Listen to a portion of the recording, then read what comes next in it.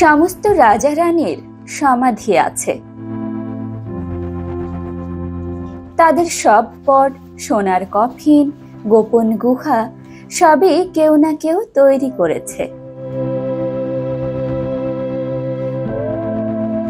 কিন্তু কই, আমরা কি তাদের নাম জানি?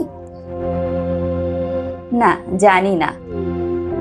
তবু আমরা জানি তাদের বসত ভিটা দেইর এল মেদিনা।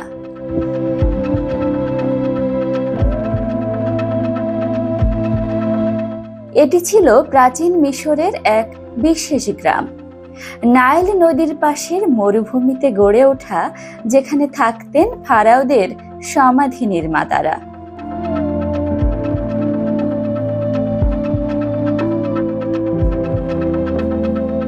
তারা শুধু পাথর কাটতেন না, তারা ছিলেন শিল্পী, লেখক, চিত্রকর আর কারিগর।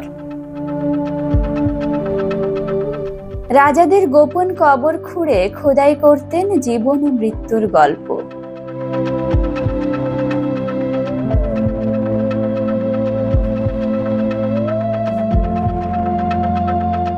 অবাক ব্যাপার হলো, তাদের নিজেদের কবরগুলোও শূন্য ছিল না। রঙিন দেয়ালে আঁকা ছিল প্রেম, পারিবারিক বন্ধন আর অনন্ত জীবনের প্রত্যাশা। এই গ্রাম ছিল সুশৃঙ্খল। শ্রমিকদের ছিল নিয়মিত মজুরি, বিশ্রামের দিন, এমনকি ধর্মঘট।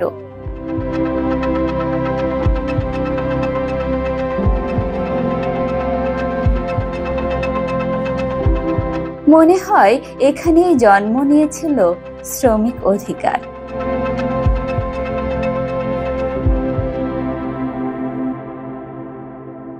দেইর এল মেদিনা আজও প্রমাণ করে সভ্যতার গৌরব শুধু রাজাদের নয়।